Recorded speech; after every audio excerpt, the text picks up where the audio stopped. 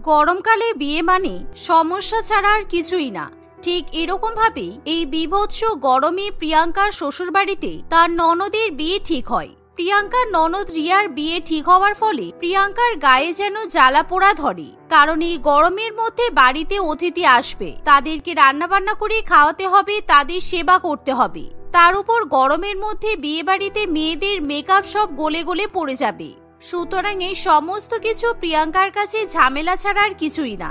আর যেদিন সাবিত্রী দেবী তার ছেলে প্রীতমকে নিয়ে রিয়াকে দেখতে আসে, এই গরমকালের মধ্যেই আমরা বিয়ের একটা ভালো সময় পেয়েছি, সুতরাং ভালো করে আয়োজন করতে হবে।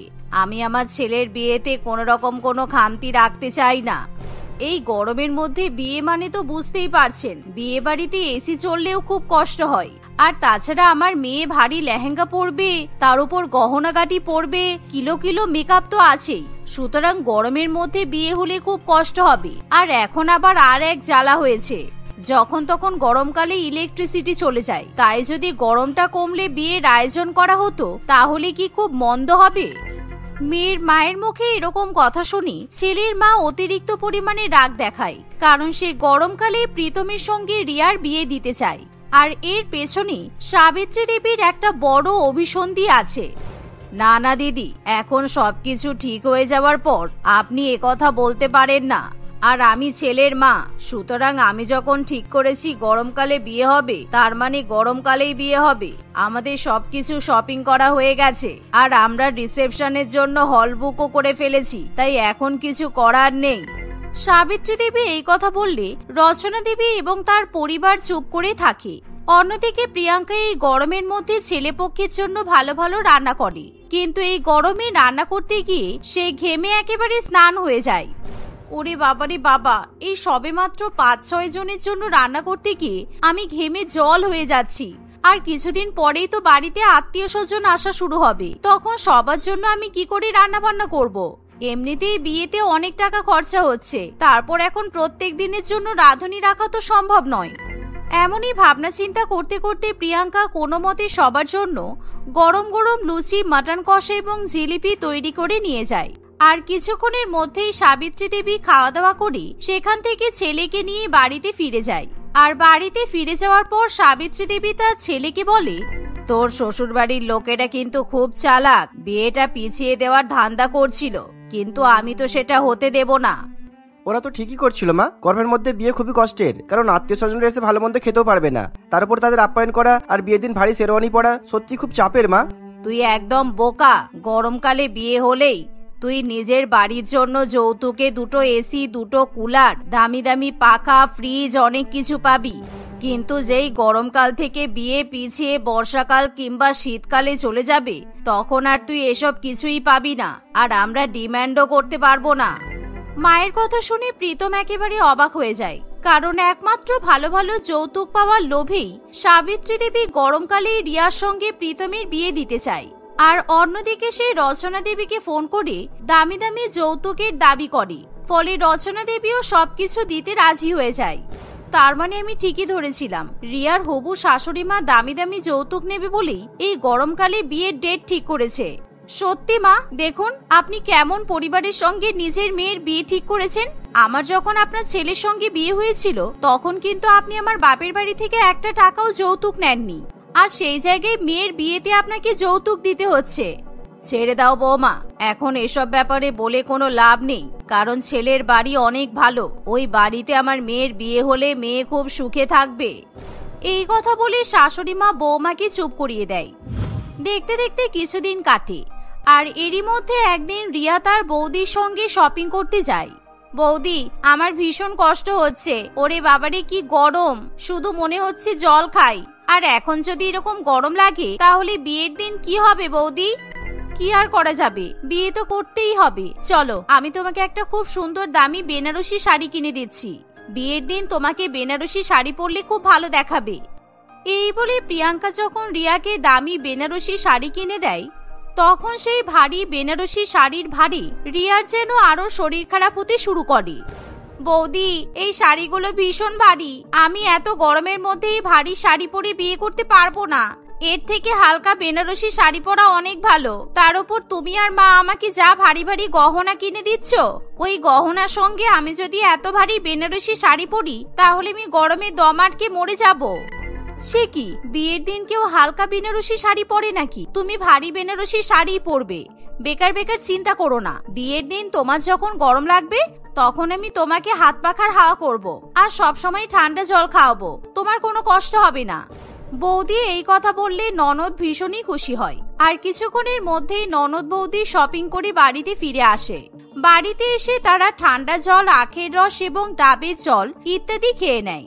আর দু একদিনের মধ্যেই ননদের বিয়ে উপলক্ষে প্রিয়াঙ্কা অনেক বড় মেকআপ আর্টিস্ট বুক করে, যে কিনা গরমকালের স্পেশাল মেকআপ করে থাকে। অর্থাৎ সে এমন ভাবে মেকআপ করে যে মেকআপ গরমে ঘামের চোটে ধুয়ে যায় না। এভাবেই রিয়ার বাড়িতে বিয়ের নানান রকম প্রস্তুতি চলে। আবার ইতিমধ্যে তাদের বাড়িতে অনেক আত্মীয় স্বজন এসেও উপস্থিত হয়। উফ বাবারে বাবা, কি গরম! বৌমা, আর দুদিন পরেই তোমার ননদের বিয়ে, তাই আজকে কিন্তু হালকা পাতলা রান্না করবে। আমি গ্রাম থেকে আসার সময় শাকসবজি, ভালো ভালো মাছ নিয়ে এসেছি। তুমি আজকে মাছের ঝোল ভাত আর শাক ভাজা রান্না করো। এই শুনে প্রিয়াঙ্কা গরমের মধ্যে রান্নাঘরে গিয়ে বাড়ি ভর্তি আত্মীয় স্বজনের জন্য গরম গরম ভাত, মাছের ঝোল এবং শাক ভাজা রান্না করে। কিন্তু সেই রান্না করতে গিয়ে তার মাথা থেকে ঘাম টপ টপ করে পড়ে। এভাবেই যখন তার রান্না বান্না হয়ে যায় তখন সে তার ননদকে পার্লারে নিয়ে যায়, কারণ ননদের আজকে ব্রাইডাল ফেসিয়ালের ডেট আছে। রিয়ার ফেসিয়াল করা হয়ে গেলে প্রিয়াঙ্কা গরমের মধ্যে তার বরের সঙ্গে ইলেকট্রনিক্সের দোকানে চলে যায়, কারণ আজকে তারা প্রিয়াঙ্কার বিয়ের জন্য দামি দামি এসি এবং অন্যান্য জিনিসপত্র কিনবে। আর এভাবেই গরমের মধ্যে দৌড়াদৌড়ি করার ফলে প্রিয়াঙ্কা ভীষণ পরিমাণে ক্লান্ত হয়ে যায়। প্রিয়াঙ্কা, আমাদের যখন সমস্ত জিনিসপত্র কেনা হয়ে গেছে তাহলে চলো আজকে আমি আর তুমি গিয়ে এই এসি, ফ্রিজ, পাখা, কুলার সবকিছু রিয়ার শ্বশুর বাড়িতে গিয়ে দিয়ে আসি, কারণ যৌতুকের জিনিসপত্র বিয়ের আগে দিয়ে দেওয়াই ভালো। হ্যাঁ চলো তাই করি। আমার ভীষণ কষ্ট হচ্ছে, কেমন গরমটাই না পড়েছে বলো। এখন যদি এই অবস্থা হয় তাহলে বিয়ের দিন কি হবে? আর আমি ওয়েদার চার্টে দেখছিলাম বিয়ের দিন নাকি আরো বেশি গরম পড়বে। এভাবে গরমের কথা ভেবে সবাই চিন্তিত হয়ে পড়ে। আর পরের দিনই সুজয় এবং প্রিয়াঙ্কা দুজনে মিলে রিয়ার শ্বশুর বাড়িতে যৌতুকের জিনিসপত্র দিতে চলে যায়। আর সেই জিনিসপত্রগুলো দেখে সাবিত্রী দেবী খুবই খুশি হয়। কিন্তু সাবিত্রী দেবী এতটাই বদমাইশ মহিলা যে গরমের মধ্যে সে প্রিয়াঙ্কা এবং সুজয়কে এক গ্লাস ঠান্ডা জল পর্যন্ত খাওয়ায় না। যাক বাবা, ভালো হয়েছে তোমরা যৌতুকের জিনিসপত্রগুলো তাড়াতাড়ি দিয়ে দিলে। আমি শান্তি পেয়েছি, কারণ গরমের মধ্যে ভীষণ কষ্ট পাচ্ছিলাম। আমার ছেলে বলল এসি কেনার কথা, কিন্তু আমি বারণ করেছি, কারণ তোমরা তো দিলেই। হ্যাঁ ঠিকই বলেছেন, খুব গরম লাগছে কাকিমা, 2 গ্লাস ঠান্ডা জল হবে? গরমের মধ্যে আমি আর সুজয় সকাল থেকে বিয়ের কাজ নিয়ে ব্যস্ত আছি, এক মুহূর্ত বসার সময় পাইনি। তাই যদি একটু ঠান্ডা জল খাওয়াতেন খুব ভালো হতো। এ বাবা, আমিও কেমন দেখো, কিন্তু বৌমা আমাদের বাড়ির ফ্রিজ তো খারাপ, তাই ঠান্ডা জল দিতে পারবো না। এমনিতেও অ্যাকোয়াগার্ডটাও ঠিকঠাক চলছে না, তাই বোতলে জল ভরতে পারিনি। তুমি বরঞ্চ তোমার স্বামীকে নিয়ে যাওয়ার সময় পাশের টিউবওয়েল থেকে ঠান্ডা জল খেয়ে যেও, কারণ আমাদেরও যখন জল তেষ্টা পাচ্ছে আমরা ওখান থেকেই জল খেয়ে আসছি। আর এমনিতেও মেয়ের বাড়ির লোকেদের ছেলেদের বাড়িতে এসে জল খেতে নেই। চলো এবার ওঠা যাক, কারণ আমি আমার ছেলেটাকে নিয়ে একটু বিয়ের শপিং করতে বেরোবো। সাবিত্রী দেবীর মুখে এরকম কথা শুনে প্রিয়াঙ্কা এবং সুজয় অবাক হয়ে তার দিকে তাকিয়ে থাকে, কারণ গরমের মধ্যে কোনো মানুষ যে এতটা নিষ্ঠুর হতে পারে তা সাবিত্রী দেবীকে না দেখলে কেউ বুঝতে পারতো না। কিন্তু প্রিয়াঙ্কা এবং সুজয় ছেলের বাড়ির লোকেদের সঙ্গে কোনো রকম কথা বাড়াতে চায় না, তাই তখনই তারা চুপচাপ বাড়িতে ফিরে যায়। দেখতে দেখতে এভাবেই 2-1 দিন কাটে। আর মেহেন্দির দিন রিয়া এবং প্রিয়াঙ্কা ও অন্যান্য আত্মীয় স্বজনরা হাতে অনেকটা করে মেহেন্দি পরে, কিন্তু গরমের মধ্যে সেই মেহেন্দি শুকাতে চায় না, কারণ গরমের জন্য সকলের হাতের মেহেন্দিতে ঘাম জমতে শুরু করে। বৌদি দেখো না, আমার মেহেন্দিটা গরমের মধ্যে কেমন খারাপ হয়ে গেল। ধ্যাত, আমার এই গরমকালে একদম বিয়ে করতে ইচ্ছে করছে না। তার উপর মেহেন্দি উপলক্ষে একটা সুন্দর লেহেঙ্গা পরেছি, এই লেহেঙ্গাটাও তো ঘামের মধ্যে নষ্ট হয়ে যাচ্ছে। এভাবে গরমের মধ্যে বিয়ে বাড়িতে সকলেরই খুবই কষ্ট হয়। আর পরের দিন অর্থাৎ বিয়ের দিন সকালবেলা থেকেই প্রচন্ড পরিমাণে গরম পড়ে। ও বৌদি, এই গরমের মধ্যে ছাদে গিয়ে গায়ে হলুদ করতে হবে? আমি তো সবেমাত্র 2 দিন আগে ফেসিয়াল করালাম, এখন যদি রোদের মধ্যে আমার গায়ে হলুদ হয় তাহলে আমার গায়ের রং তো পুরো কালো হয়ে যাবে। কিছু হবে না, কারণ আমি সকালবেলা ঘুম থেকে উঠে ছাদের উপর ভালো করে ত্রিপল টাঙিয়ে দিয়েছি, তাই তোমার গায়ে রোদের তাপ অতটা লাগবে না। চলো। এই বলে প্রিয়াঙ্কা তার ননদকে ছাদে নিয়ে চলে যায়। আর এমন সময় সকল আত্মীয় স্বজনরা গায়ে হলুদের জন্য সেজে গুজে বাড়িতে চলে আসে, কিন্তু সবাই গরমের জন্য ভীষণই ঘামতে থাকে আর গরমে সবাই খুবই কষ্ট পায়। এভাবেই গরমের মধ্যে রিয়ার গায়ে হলুদের অনুষ্ঠান পালন করা হয়। আর সন্ধ্যাবেলা মেকআপ আর্টিস্ট এসে রিয়া এবং প্রিয়াঙ্কার এইচডি ওয়াটারপ্রুফ মেকআপ করে দেয়, কিন্তু মেকআপ করার পর রিয়ার ভীষণ পরিমাণে গরম লাগে বলে প্রিয়াঙ্কা তাকে বারে বারে ঠান্ডা জল খেতে দেয় আর পাখা দিয়ে হাওয়া করে আসে। এভাবেই দেখতে দেখতে কিছুক্ষণের মধ্যেই বিয়ে বাড়ির সামনে বরযাত্রীর লোকেরা এসে উপস্থিত হয়, কিন্তু এই গরমের মধ্যেই তারা বিয়ে উপলক্ষে অনেক অনেক আনন্দ করে এবং নাচানাচি করে। বৌদি দেখো, আমার শ্বশুরবাড়ির লোকেদের শখ কম নয়, এই গরমের মধ্যে কেমন ভাবে নাচানাচি করছে, আমার তো দেখেই গরম লাগছে। আর ওই দেখো, উনি নাকি আমার হবু শ্বশুর মশাই, কেমন পাগলের মতো নাচছে। গরমকালে দামি দামি যৌতুক পেয়ে গেছে তো সেই আনন্দে আর নাচ ধরে রাখতে পারছে না, বুঝতে পারছো না তুমি? আসলে রিয়ার হবু শ্বশুর মশাই স্বপন বাবু পাগলের মতো ছেলের বিয়েতে নাচানাচি করে, সেই সাথে তাদের অন্যান্য আত্মীয় স্বজনও বিয়েতে অনেক আনন্দ করে। কিন্তু হঠাৎ করে সাবিত্রী দেবী ভীষণ পরিমাণে কান্নাকাটি করতে শুরু করে, কারণ বিকাশবাবু গরমের মধ্যে নাচতে নাচতে হঠাৎই মাটিতে লুটিয়ে পড়ে। কারণ তার যেহেতু হাই প্রেশার, তাই গরমের মধ্যে নাচানাচি করার ফলে তার হার্ট অ্যাটাক করে আর সে তখনই মাটিতে লুটিয়ে পড়ে। এই ঘটনা যখন বিয়ে বাড়িতে সবার মধ্যে জানাজানি হয়, তখন সবাই বিয়ে বাড়ির বাইরে বেরিয়ে আসে। দয়া করে কেউ আমার স্বামীকে বাঁচান। কি গো, কথা বলছো না কেন? হাই হাই, আমার জীবনটা শেষ হয়ে গেল, এবার কি হবে? আমি যৌতুকের লোভে পড়ে এই গরমের মধ্যে ছেলের বিয়ে ঠিক করেছি, এখন দেখছি গরমকালে বিয়ে না হলেই ভালো হতো। এভাবে সাবিত্রী দেবী ভীষণই কান্নাকাটি করে, কিন্তু এমন সময় প্রিয়াঙ্কা বিকাশবাবু জীবন বাঁচানোর জন্য এগিয়ে আসে। মাসিমা, আপনি কান্নাকাটি করবেন না, আমার বাবা ডাক্তার, তাই আমার এই বিষয়ে জ্ঞান আছে। প্লিজ এই গরমের মধ্যে ওনাকে ঘিরে ধরে সবাই দাঁড়িয়ে থাকবেন না, আপনারা সরে যান বলছি। এই বলে প্রিয়াঙ্কা বিকাশবাবুর বুকে চাপ দিয়ে তার নিঃশ্বাস প্রশ্বাস স্বাভাবিক করার চেষ্টা করে আর ধীরে ধীরে বিকাশবাবুর জ্ঞান ফিরে আসে। তাই তখনই প্রিয়াঙ্কা তাকে নুন চিনির ঠান্ডা জল খাওয়ায় আর ধীরে ধীরে বিকাশবাবু সুস্থ হয়ে ওঠে। কিন্তু সাবিত্রী দেবী ভীষণ পরিমাণে লজ্জিত হয়ে পড়ে, কারণ যে কিনা প্রিয়াঙ্কাকে নিজের বাড়িতে এক গ্লাস জল পর্যন্ত খেতে দেয়নি, আজকে সেই মেয়ে তার স্বামীর জীবন বাঁচিয়েছে। বৌমা, তুমি আমাকে ক্ষমা করে দিও, আমরা তোমাদের সঙ্গে অনেক খারাপ ব্যবহার করেছি, কিন্তু আজকে তোমার জন্য আমার স্বামী বেঁচে গেল। আমরা তোমাদের পরিবারের কাছ থেকে আর কোনো যৌতুক নেব না, আর বিয়ের সমস্ত ব্যবস্থা যখন হয়েই গেছে তখন তো আর কিছু করার নেই। সুতরাং এই গরমের মধ্যে বিয়ে হয়ে যাক, তারপর আমরা রিয়াকে মাথায় করে রাখবো। এই শুনে সবাই খুবই খুশি হয়। যাক বাবা, এবার আমি আমার শ্বশুর বাড়িতে প্রথম বিয়ে বাড়ি ভালো করে এনজয় করতে পারবো, কারণ এতদিন ধরে আমার মনটা যেন কেমন খারাপ ছিল, আমার মোটেই ভালো লাগছিল না। কিন্তু এখন আমি অনেক শান্তি পেয়েছি, কারণ আমার ননদ শ্বশুর বাড়িতে গিয়ে সুখে থাকবে।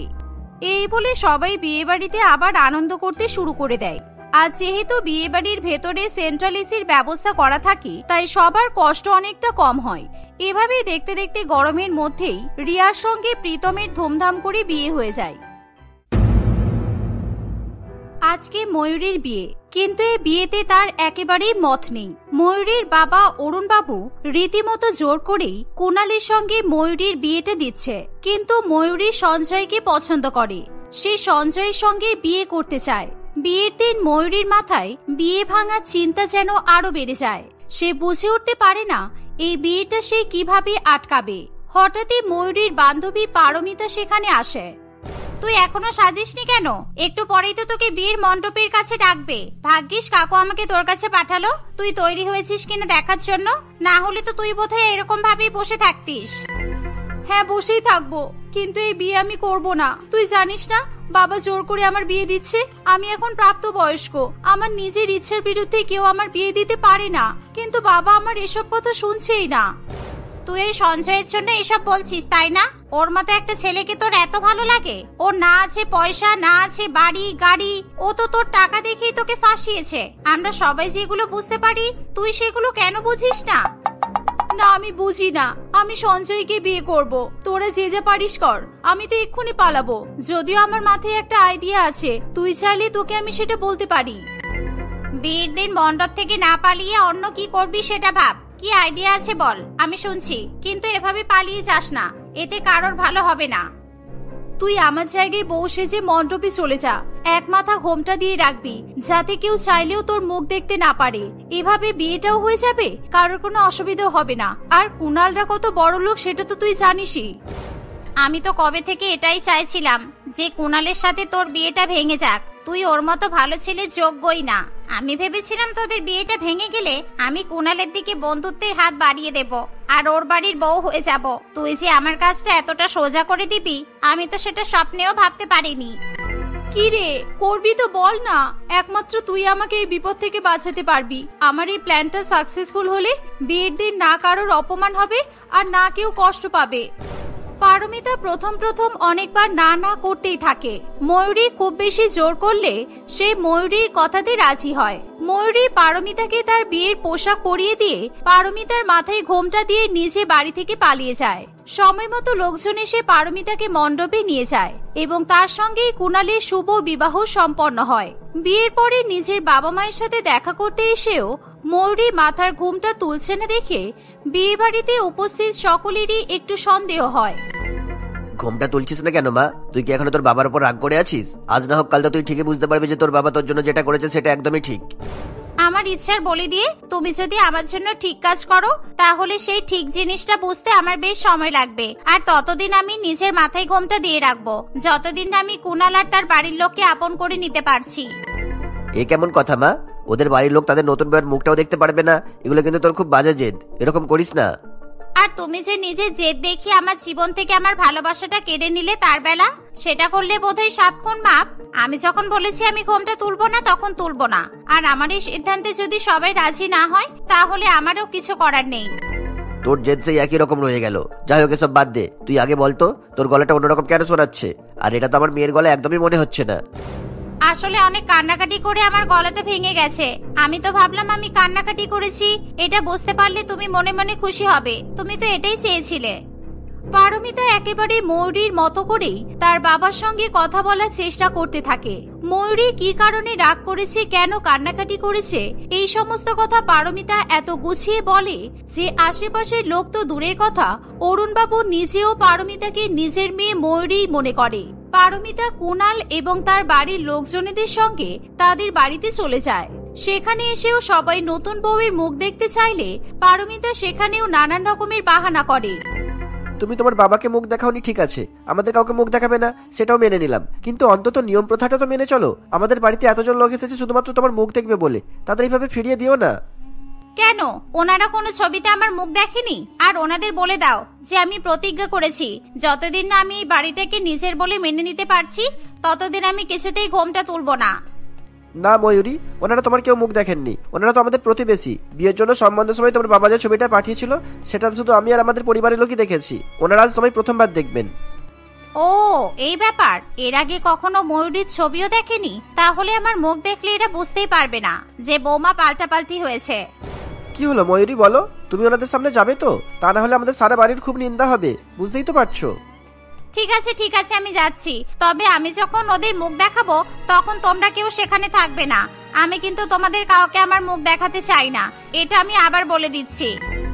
এই বলে পারমিতা কুণালদের বাড়ির আত্মীয় স্বজনদের কাছে চলে যায়। তারা পারমিতার মুখ দেখে তাকে নানান রকমের উপহার দিয়ে যে যার মতো বাড়ি ফিরে যায়।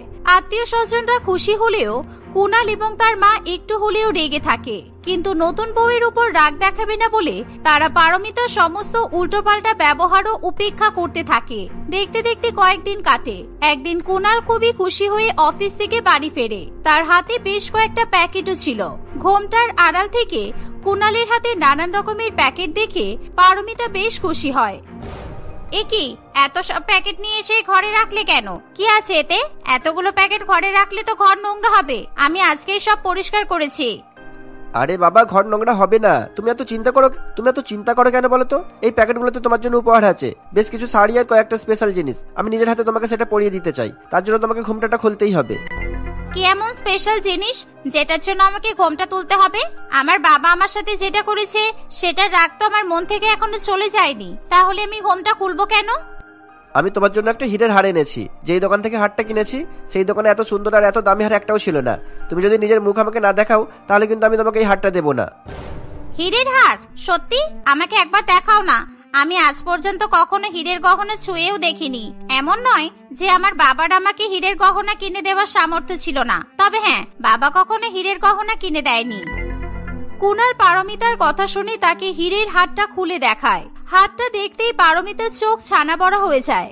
এত সুন্দর হার সে আগে কখনোই দেখেনি। কিন্তু কুনাল কিছুতেই পারমিতার মুখ না দেখে তাকে হারটা দিতে চায় না। ফলে এত সুন্দর একটা জিনিস নিজের চোখের সামনে দেখলেও পারমিতা সেটা হাতে পায় না। সে কুনালের উপর সেই জন্য রাগ করে সেখান থেকে চলে যায়। দেখতে দেখতে কিছুদিন কাটে। আজকাল পারমিতার মন থেকে তার শ্বশুরবাড়ির সম্পত্তির প্রতি থাকা সমস্ত লোভ কোথায় যেন উধাও হয়ে যায়। তোমার বিয়ের 3 মাস হতে চললো, কিন্তু তুমি এখনো একদিনও এই বাড়ির জন্য কিছু রান্না করলে না। আজ আমার একেবারে রান্না করতে ইচ্ছে করছে না। তুমি যদি আজকে দুপুরের লাঞ্চটা রান্না করতে তাহলে খুব সুবিধা হতো।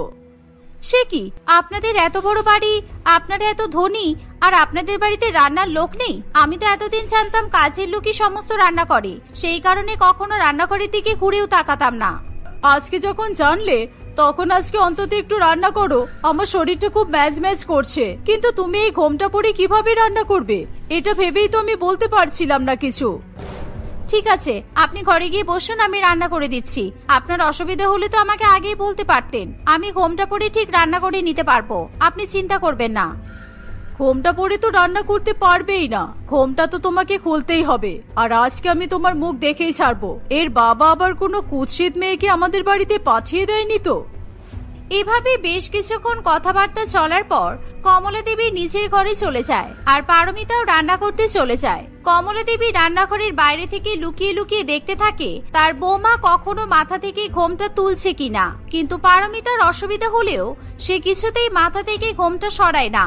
সমস্ত রকম প্রতিকূলতা সামলে পারমিতা সবার জন্য রান্না করে। পারমিতার হাতের রান্না সবার এতটাই ভালো লাগে যে এরপর থেকে পারমিতাই প্রত্যেকদিন রান্না করতে থাকে। পারমিতা তার স্বামী এবং শাশুড়ি মায়ের অনেক যত্ন করে। টাকার লোভে যে কুনালকে পারমিতা লুকিয়ে লুকিয়ে বিয়ে করেছিল সেই কুনালকেই পারমিতা আস্তে আস্তে ভালোবাসতে শুরু করে।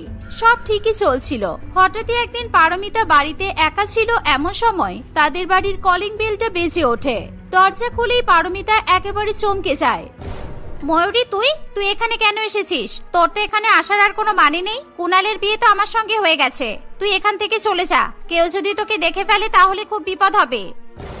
এরা এখনো ভাবছে আমি এদের সাথে সংসার করছি। ওরা না কোনোদিনও তোর মুখ দেখেছে, আর না কুনাল তোকে পারমিতা ভেবে তোর সঙ্গে বিয়ে করেছে। কুনাল তোকে বিয়ে করেছে কারণ ও ভেবেছে তুই ময়ূরী। সুতরাং এখানে আমাকে দেখলে কেউ সন্দেহ করবে না, বরং তোকে দেখলে সন্দেহ করবে। তুই তো সঞ্জয়ের সাথে চলে গিয়েছিলি, তাহলে আবার 4-5 মাস পরে এখানে ফিরে এলি কেন? তুই চলে যা ময়ূরী। তুই যা চাইবে আমি তাই দেব। আমাকে এদের সঙ্গে থাকতে দে। তুই আমাকে আমার সংসার ফিরিয়ে দে, তাহলেই হবে। আর না দিলে আমি সবাইকে বলে দেব কিভাবে টাকার লোভে তুই কুনালকে বিয়ে করেছিস। আর সঞ্জয়, ওর সাথে আমার সম্পর্ক শেষ। ওর মতো বাজে ছেলে আমি দুটো দেখিনি। ও শুধুমাত্র আমার টাকার জন্যই আমাকে বিয়ে করেছিল। আস্তে আস্তে যখন আমার টাকা সব ফুরিয়ে গেল তখনই ও অন্য মেয়ের কাছে চলে গেছে। কিন্তু এটা তো তোর সংসার নয়। কুনালের সাথে বিয়েটা তো আমারই হয়েছে। তুই চলে যা এখান থেকে। আমি বারবার বলছি তুই চলে যা। তুই যা চাইবি আমি তাই দেব। আমার এখন টাকার দরকার, আমি এখানেই থাকবো। এতদিন পরে বাবার কাছে ফিরে গিয়ে সত্যি কথা বলতেও পারবো না। তুই যা তো এখান থেকে, যা, না হলে কিন্তু আমি ঘাড় ধাক্কা দিয়ে তোকে বাড়ি থেকে বের করে দেব। ময়ূরী পারমিতাকে তার নিজের সংসার থেকেই ধাক্কা মেরে বের করে দেয় আর নিজে কুনালদের বাড়িতে তার স্ত্রী সেজে বসে থাকে। কুনাল এবং তার মা বাড়ি ফিরে হঠাৎই তাদের বাড়ির বউকে ঘোমটা ছাড়া দেখে খুবই অবাক হয়। তারা বুঝতে পারে যে তাদের বৌমা হয়তো তাদেরকে মন থেকে মেনে নিয়েছে, সেই জন্যই সে ঘোমটাটা খুলে ফেলেছে। এইভাবেই আরো কয়েকদিন কাটে। কিন্তু ময়ূরীর চালচলন, ব্যবহার, ময়ূরীর হাতের রান্না কিছুই তাদের আর পছন্দ হয় না। হঠাৎ করে কিভাবে তাদের বৌমা এতটা পাল্টে গেল তারা কিছুতেই বুঝে উঠতে পারে না। তোমাকে আজকাল খুব অন্যরকম লাগছে জানো। যেদিন থেকে তুমি ঘোমটাটা খুলেছো সেদিন থেকে তুমি একেবারেই পাল্টে গেছো। না তোমার কথাবার্তা, না তোমার ব্যবহার, আর নাই তোমার হাতের রান্না, কিছুই তো আগের মতো নেই। মানে আমি তো প্রথম থেকে আমিই আছি, এটা তোমাদের মনের ভুল। এতদিন ধরে আমি তো রান্না করে আসলাম, আর আজকে আমার হাতে রান্না তোমাদের অদ্ভুত লাগছে? ঘোমটা খুলেছি বলে কি পুরো মানুষটাই পাল্টে গেছে নাকি? অদ্ভুত তো। তাই হয়েছে বৌমা, ঘোমটা তুলেছো বলে পুরো মানুষটাই পাল্টে গেছে। তুমি কি ভাবলে যে মেয়েটা আমাদের সাথে এতদিন সংসার করলো, আমাদেরকে এভাবে আগলে আগলে রাখলো, তাকে আমরা চিনতে পারবো না? এটা হয় কখনো? তুমি যেমন নিজের প্রেমিকের সাথে পালিয়ে চলে গিয়েছিলে, তেমন আবার চলে যাও। তোমার মতো মেয়েকে আমরা আমাদের বাড়িতে রাখতে পারবো না। আমি অনেকদিন আগে থেকেই তোমার সত্যিটা জানি, শুধু কুণালকে কিভাবে বলবো সেটাই বুঝতে পারছিলাম না। কুণাল এবং ময়ূরী কিছুতেই বুঝতে পারে না কমলা দেবী কি বলতে চাইছে। সেদিন কুণাল বাড়ি থেকে বেরিয়ে যাওয়ার পরে আমিও বাড়ি থেকে বেরিয়ে যাওয়ার নাটক করি। আমি ভেবেছিলাম আমি বাড়িতে নেই শুনলে হয়তো বৌমা নিজের মাথার ঘোমটাটা খুলবে, তাই বৌমাকে বিদায় জানিয়ে ঘর থেকে বেরিয়ে আমি আবার লুকিয়ে লুকিয়ে ঘরের ভেতরে ঢুকে পড়েছিলাম। ভাগ্যিস চলে এসেছিলাম, তাই বৌমার আর ওই মেয়েটার সমস্ত কথা আমি শুনে ফেলি। সেই দিন থেকে আমি জানি যে আমার আসল বৌমা আমার বাড়িতে নেই, আর এই মেয়েটা শুধু টাকার জন্য আবার এখানে সংসার করতে এসেছে। সমস্ত কথা শুনে কুণাল খুবই রেগে যায়। সে আর কোনো কথা না বাড়িয়ে ময়ূরীকে তাদের বাড়ি থেকে তাড়িয়ে দেয়। কুণাল এবং কমলা দেবী দুজনে মিলে অনেক খুঁজে খুঁজে আবার পারমিতাকে তাদের বাড়িতে ফিরিয়ে নিয়ে আসে। যেই পারমিতা তাদের সঙ্গে বিশ্বাসঘাতকতা করে কুণালকে বিয়ে করেছিল, সেই পারমিতাই কুণালদের বাড়ির আসল যোগ্য বৌমা হয়ে ওঠে। সেদিনই কুণাল নিজের হাতে পারমিতার জন্য নিয়ে আসা সেই হীরের হারটা খুবই ভালোবেসে পারমিতাকে পরিয়ে দেয়।